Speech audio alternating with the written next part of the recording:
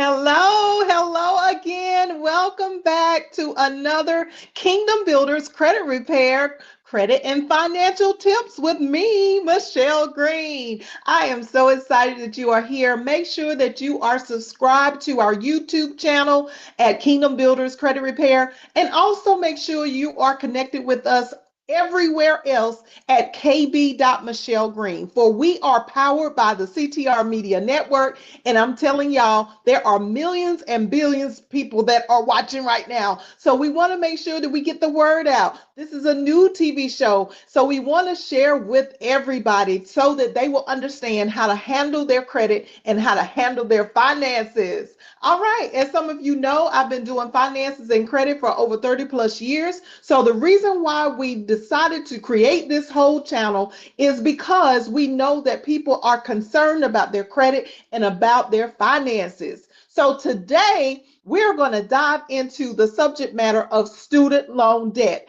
But before we do, as always, every Friday from 12:30 to 1, we have to start by talking about how credit works in the first place. So when we look at credit, what is credit? Credit is something that we get to choose through a financial institution that has some money that we don't have. So when we think about credit, we always want to think of it from the perspective or the angle that, okay, I'm working, maybe I just started working, maybe I got a new job, maybe I lost my job, maybe I have a new business, maybe I'm starting out fresh, maybe I have been in business for a long time. But regardless of the scenario of how you are accruing your income, what happens is that when we start working and earning an income, we realize that we don't have enough money to pay for the things that we want to achieve or that we would like to have. So therefore, credit is a very crucial thing. It's actually up there with oxygen.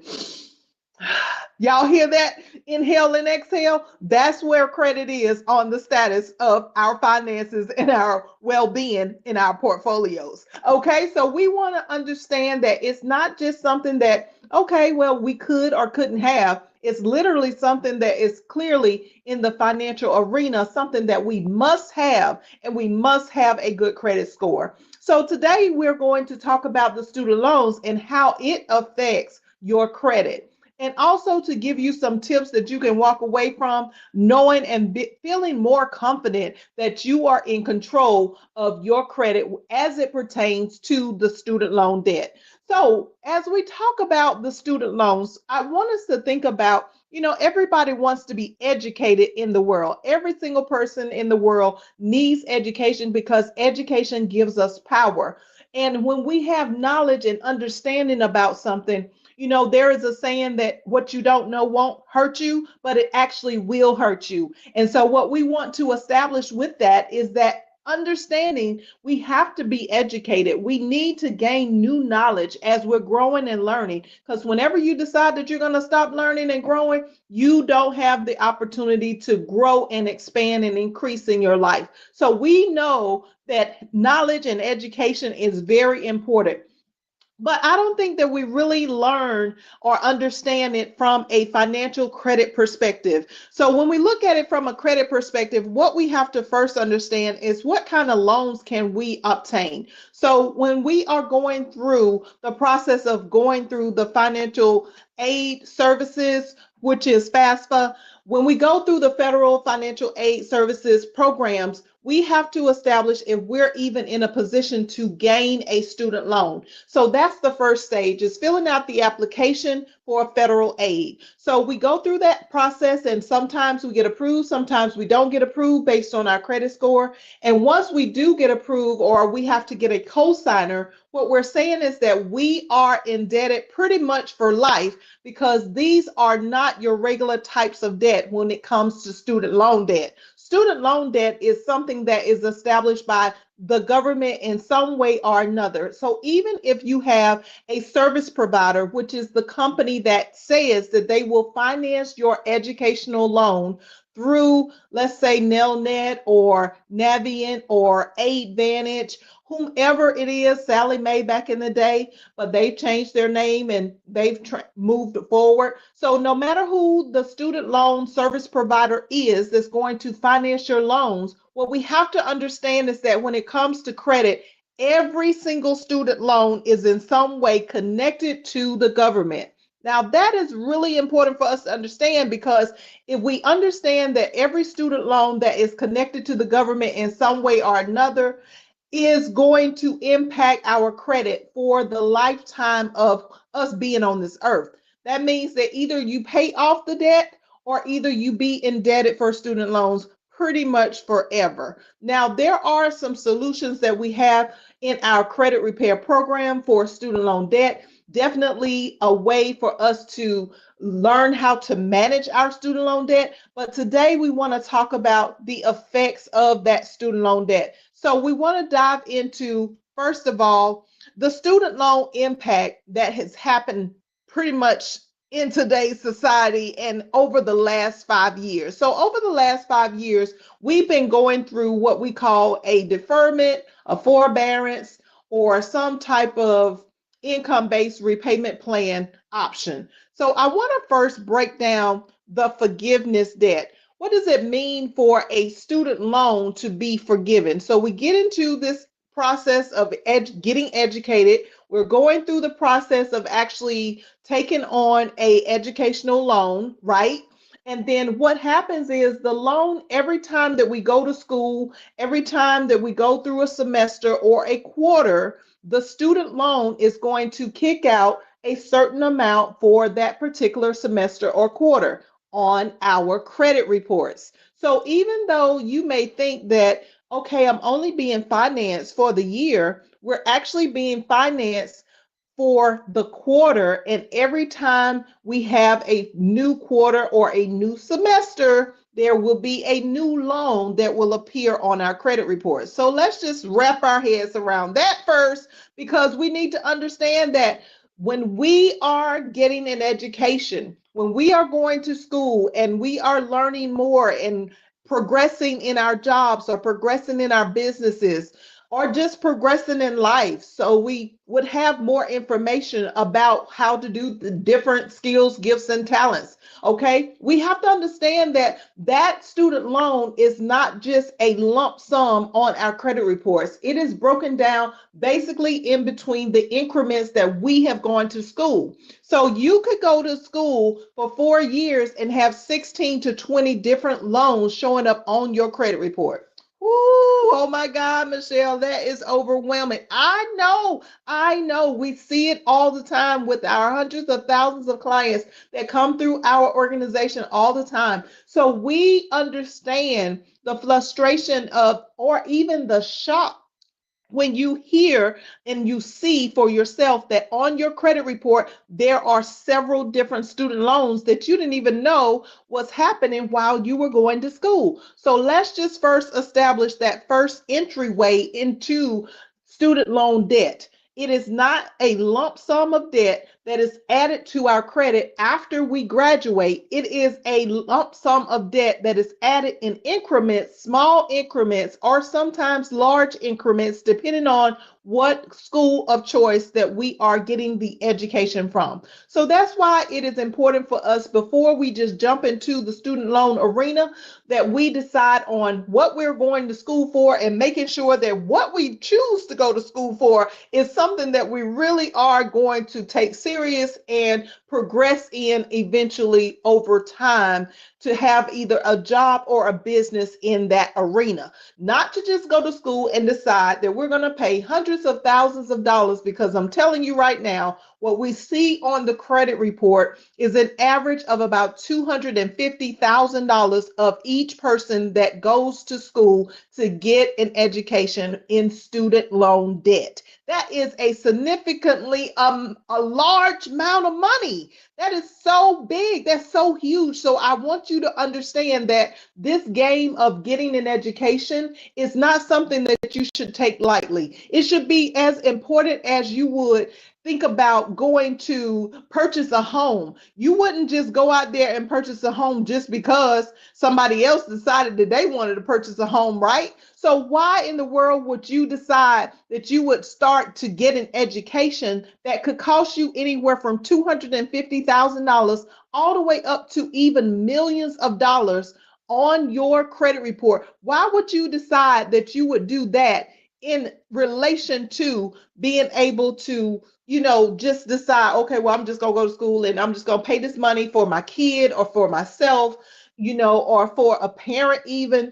I would not put myself into that kind of debt knowing that I'm not even sure about what it is that I want to do. So take some time to really understand the beginning stage process of a student loan. We are not just doing the student loan because we think it's a good idea and everybody else is doing it. We're doing the student loan because we are sure and certain that this is what we want to be educated in to further our incomes later on in life by having the licenses or the degrees or whatever it is that we need, the certifications, so that we can obtain more wealth. Okay, so let's just put that hands down. Now, secondly, the people that are financing the student loan debt, they have several different options on how you can pay that money back. So let's say on average, like I said, $250,000, even if we bring that down a little bit to about $100,000. So we're talking about $25,000 per year. So that's going to be $100,000 in 4 years of going to college or going to a university or school of some kind to get your education. All right. So whoever the service provider is, they have the right to change their name. They have the right to change the rules within the actual loan. So one of the things that they tell you is that go ahead and get the education now. While you're going to school, we are going to defer your payments. That means that you don't have to pay on the student loan debt while you're going to school. But what does that mean in actuality for you when a loan is deferred? What that means is that we're pausing the money that you have to pay back, and this money that we are pausing while you are going to school to get the education is going to accrue interest. Now, when COVID happened, back in 2020, when COVID happened, there was a pause and delay on the interest that would be accruing on the debt. Now, let's talk about that to make sure everybody understands what that actually means. If you have a $25,000 loan for each year, that means that the $25,000, while you're not paying on the debt, is going to accrue anywhere from, I'd say, $1,000 to maybe $5,000 or even $10,000 more, based on the fact that you are not paying on the debt for so many amount of years. So that's why it's so important for us to understand that even though we are going through the educational process of getting our, learning whatever it is that we learn, and we're not concerned that much about paying for the debt right now, when we don't concern ourselves with paying for the debt, it allows us to be indebted even more, because as you defer the loans, what happens is you're going to have to pay more money back for that same 25,000 just because you chose not to pay on the debt right now. So a deferment is simply where you're telling the creditor that, hey, I'm not going to do it right now, but I'm going to do it later after I graduate, and maybe even give me some extra time after I graduate to pay it so that I would be able to position myself to get a job in the field that I went to school for so that I can pay for the debt. Well, that leads me to my second point. So the first point is that getting a deferment means that you're putting a pause on the amount of debt that you're going to owe over the period of you going to school. But when you get out, that same $25,000 have now turned into $35,000 a year. So that's how we end up going from $100,000 of student loan debt as a principal balance into an interest that has been accrued over 4 to 5 years or however long you're going to school, and it's going to turn into a $250,000 debt at the end of the whole equation or more. Okay, so let's look at the second option that we have. We have the second option of having a forbearance. So, what is a forbearance? Forbearance is also for allowing us, after we have gone to college, going to that university, gotten the education,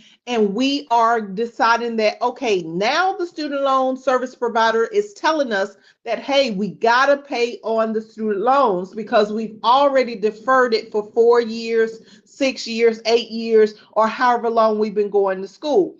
So now the forbearance kicks in, which says that basically there was some type of emergency to where you weren't positioned to really pay for that debt after you graduated. So a forbearance would allow you to pause your payments, but interest is still going to accrue on the loan, even if you have what we call a subsidized loan. So in general, what we want to understand is that regardless of whether we are doing a deferment or a forbearance, that we are still accruing interest on the loan. So the forbearance may only be for a 6-month period of time. The forbearance may be only for a year time or maybe a couple of years. Now, during the COVID season, from 2020 to 2025, what has happened is that we haven't been paying on anything. Everything has pretty much been in a state of forbearance. Okay, so that means that many of us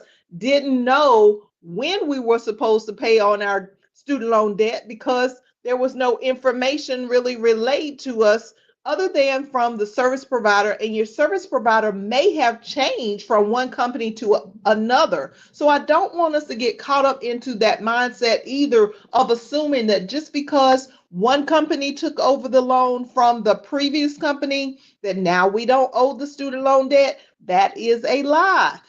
The student loans, when you sign up for the application of the actual loan through the federal government, what it establishes is that the student loans are liable to change from company to company. So that is another thing that we kind of get confused about.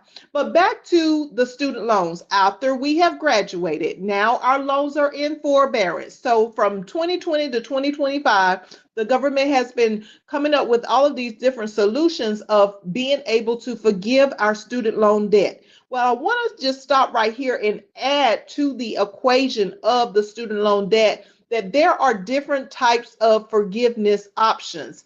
And while we have been in the forbearance stage or the deferment stage, depending on where you're at in your education journey, we have to understand that there are new rules and regulations that are happening as we speak. One of the major things that I want us to understand is that the student loans that were deferred, that were in forbearance, or that were considered for being forgiven, which means that all of your debt or 80% of your student loan debt would be wiped away. That means you wouldn't have to pay that regardless of how much you owed or how many payments you put into it at all. All of that means when you say forgiveness, it means literally that most of your debt, if not all of your debt, will be completely taken away. It will be wiped off by the government. But there were only certain requirements for people who could gain forgiveness. You had to have a certain type of scenario in your life. For example, you would have had to work for a public service type of organization that is connected to the government. A public service that could be like your teachers, it could be someone that works for a nonprofit organization and have been there for 10 years.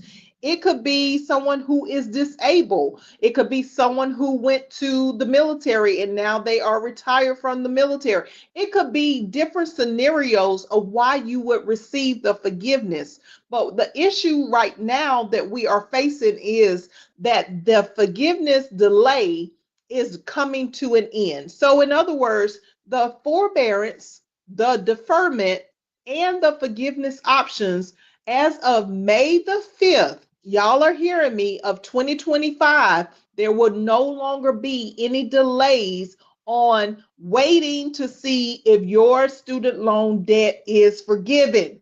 Oh my goodness, this is a really big thing. This is a really big thing that we really need to understand. What does that mean for us? It means literally that if you have student loan debt and you have been under the forgiveness, deferment, or the deferment option, okay, then this means that no longer is your loan going to be deferred, or no longer is your loan going to necessarily be in forbearance, or no longer are you going to be even considered for the forgiveness without the penalty of having to be sent to collections. That's what that means. So we already talked about how significant going to collections is. It's usually 100-point drop on your credit report. So what am I saying? I'm saying that we got to contact our service providers to find out when is the actual loan due. Because see, the significance about a student loan being that it's connected to the government,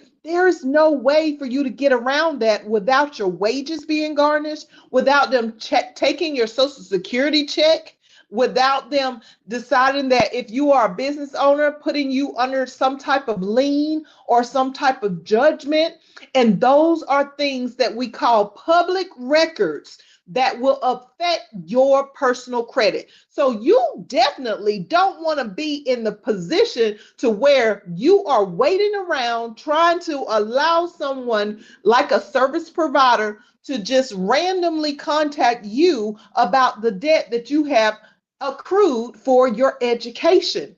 You want to take the initiative, be proactive, and go forward with the student loan debt to make sure that you're calling the service provider. If it's with NailNet, if it's with Navient, if it's with AidVantage, if it's with the Department of Education, whomever your student loan is set up through, you need to call your service provider immediately. You need to make sure that your service provider knows the date that your loan is due and when it's going to become real time, that you don't have any other opportunity to pay on that debt or have it deferred, so that you have a correct payment plan in place to pay your student loan debt back. Now, let's talk about this income-based repayment plan option. Income-based repayment plan options are based on the income that you're showing proof of from your taxes. So usually they will pull from your taxes or they will pull from your job's paycheck. So if you don't have either or, then there's going to be a problem, and they could literally say that you make hundreds of thousands of dollars and that your monthly payment is over $1,000 per month. So I want you guys to really begin to hone in on this whole process of student loan debt. We got to take it by the head. We cannot afford to sit around and hope for the student loan debt to just go away, to just disappear, because we've been in the last 5 years in a state of mind where we haven't even contacted the service provider to see what is the total amount of educational debt that we owe. Are there any income-based repayment plans that I can even qualify for? And if I qualify for an income-based repayment plan, it literally means that based on my income, I'm going to have to pay X amount of dollars. Now, there is a new repayment plan called the SAVE. And the SAVE is basically, when Biden was in office as our president of the United States of America, then he was saying that we have the option of getting on the SAVE plan, which allows us to get on a income-based repayment type mindset and not necessarily have to pay a whole lot of money back. But because so many of us have not contacted our service providers, and we don't understand that the service provider's job is not to tell us what's available, but for us to ask the service provider what is available for us as an option to be able to pay our loans back. So the SAVE, SAVE, is one of the options that you have of being able to go to your service provider and say, hey, I want to see if I qualify for the SAVE plan. And if you don't qualify for the SAVE plan, then allow the service provider to do a income-based repayment plan option with you so that you will have the opportunity to pay based on how much money you're earning. Now, when it comes to how much money you're earning, you may not want to show proof that you're making a lot of overtime or you got some side hustles going on. If you have that ability to just show like one payment, it's going to be based on your income. So the more money you make, the more money you will have to pay back. So when we think about our student loans, I want us to really take away from this whole equation that we got to begin to get ahead or get in front of the student loan debt. We cannot allow the student loan debt to take away our livelihood, our inability to be able to purchase a home. Oh, yes, because see, when it comes to buying a home, if you have $250,000 of student loan debt, that is equivalent to a home that you would purchase. So what they would say is if you had to pay back 1 to 2% of that $250,000, let's say 1%, that will be $2,500 a month that you will have to pay that will be included as a part of what we call the debt to income ratio. So based on your income, can you actually afford to fall under the umbrella of 45% of debt that you have to pay back? Can you fall under the umbrella of not having to pay back more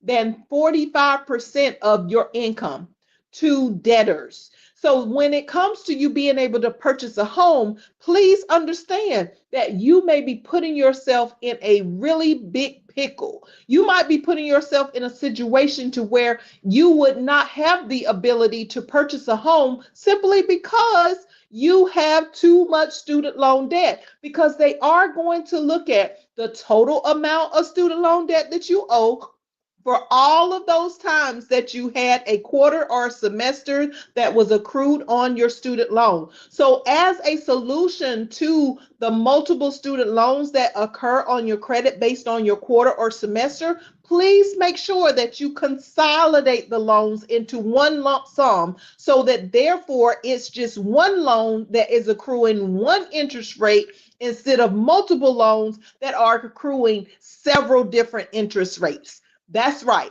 So that would be another solution. But think about when you're buying a house, if someone looks at your credit, if a financial institution that is considering giving you a house that's $300,000 or more, then they're going to already see that you owe $250,000 or more or less. And whatever that number is, they want to see how quickly you are able to pay it back. They want to see that you have done well with the education of receiving the education, but now what are you doing with the education? So you got to be able to put some money on the debt that you owe for your education. You cannot spend the rest of your life assuming that this debt just should automatically disappear, because it will prevent you from being able to have the type of life that you really want to have. If you're trying to purchase a home, refinance a home, if you're trying to sell a home and buy another home, no matter what the situation is, life changes. And when you have that life change, you definitely don't want to be in a situation where the student loan debt will prevent you from being able to have the best life that you want to have. So I'm here to say, get with Kingdom Builders Credit Repair today. Go ahead to our website, www.kingdombuilderscreditrepair, and click on the little Let's Talk button so that we can get you in a session and take a look at how much debt do you owe, who are you supposed to contact, because we have all of the contact information on the service providers because we see them all the time. We see them every single day. Just about, I would say at least 90%, 90 to 95% of Americans and people in the world are going to school to get an education. But especially in the United States of America, we really want to be the ones who know some stuff, okay? So we got to be the ones that will take charge of our student loan debt so that we can begin to have the kind of credit that we really truly are supposed to have. So let's get on board with figuring out what is the best plan for your student loan debt to be removed, to be paid off, to be forgiven, even after deferment and forbearance. And now it is time for us to close out, but I want to make sure that you have all of the tools and resources that you need so that you can win at the credit game no matter what the circumstances of your life are. So give us a call today, 844 522 7552, or you see the information below. Send us an email at info@kbcrllc.com, or we will be happy for you to go to our website and we'll connect any way possible, even through social media. All right, until next Friday from 12:30 to 1, make sure that you have your notifications set and that you are subscribed, you like, and you share. Until then, thank you for watching and take care. Bye bye. Bye bye, everybody.